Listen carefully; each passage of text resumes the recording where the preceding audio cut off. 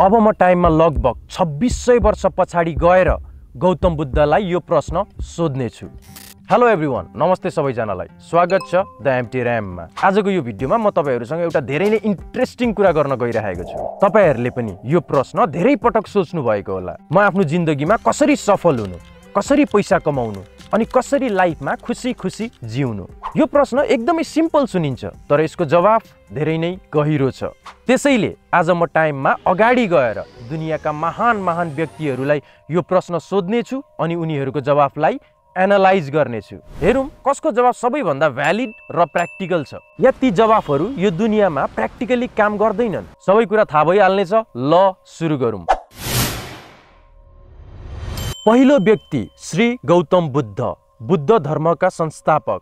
उनको करुणा, अहिंसा र दुःखको नाश गर्ने आष्टाङ्गिक मार्गले करोडौं मान्छेहरूलाई विश्व शान्तिको सन्देश दिएको छ। अब म टाइममा लगभग 2600 वर्ष पछाडि गएर गौतम बुद्धलाई यो प्रश्न सोध्ने छु। बुद्धजी, जिन्दगीमा सफल हुनु अनि पैसा कमाउनु कसरी चाहिँ? सफलता भनेको बाहिरको सम्पत्ति होइन, भित्रको शान्ति हो। दुःखको मूल कारण इच्छा हो। इच्छालाई छोडौं, समयक दृष्टि, समयक संकल्प, समयक व्यवहार अपनाऊ। पैसा भन्दा पनि धर्म र करुणाले मान्छेलाई साँच्चैको खुसी दिन्छ। मलाई चाहिँ लाग्छ बुद्धले पैसा कमाउने कुरा त भन्नु भएन, तर खुसी कसरी पाउने त्यो चाहिँ भन्नुभयो। अब फेरि म बुद्धको टाइमदेखि 600 वर्ष पछाडि जाँदैछु। मेरो टाइमदेखि लगभग 2000 वर्ष अगाडि जिजस क्राइस्टसँग पनि यही प्रश्न सोध्नका लागि। जिजस क्राइस्ट ख्रिस्टियनिटीको संस्थापक, उनको लभ, फर्गिभनेस र किङडम अफ हेभेनको उपदेशले पश्चिम संस्कृति र करोडौं मान्छेहरूको जीवन 2000 वर्षभन्दा अगाडिदेखि नै प्रभावित गर्दै आएको छ। जिजस जी, सफलता र पैसा कसरी कमाउने? पहिलो, गडलाई प्रेम गरौँ, छिमेकीलाई आफू जति नै प्रेम गरौँ। धन दौलत जम्मा गरेर केही राख्न सकिँदैन, तर स्वर्गमा खजना जम्मा गरौँ, मतलब सत्कर्म गरौँ। गोल्डन रुल, अरूले तपाईसँग जस्तो व्यवहार गर्छन् तपाईँ पनि त्यस्तै गरौँ। अब फेरि हामी अघि जहाँबाट आएको थियौँ त्यही जानेछौँ।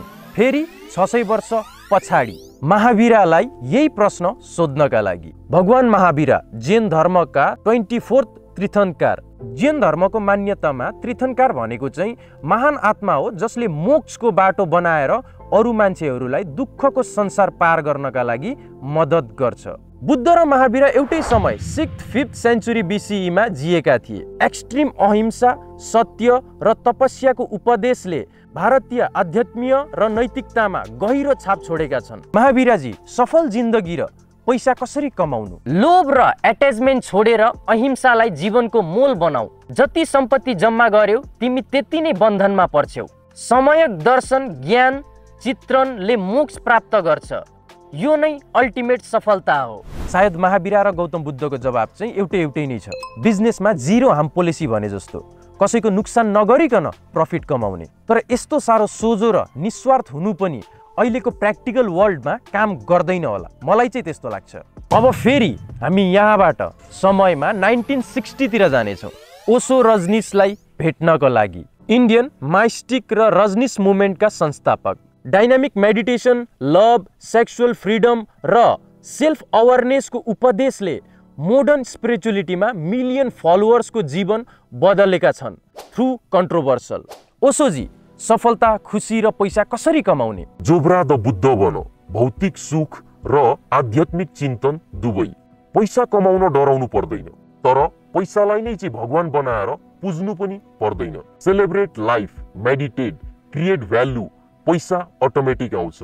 ओशोको भनाइ चाहिँ यस्तै हो कि केही बिजनेस आइडिया आयो भने पनि मैले यो बिजनेस किन गर्दैछु, मेरो प्यासन के हो यो बिजनेस गर्नको लागि भन्ने चेक गर्नु भन्न खोजेको। नो गिल्टी अबाउट मनी, पैसा नै एनर्जी हो, फ्लो भइरहेको छ। अब हामी फेरि 2025 देखि 500 साल पछाडि गएर निकोलो म्याकियाभेलीलाई यही प्रश्न सोध्नेछौँ।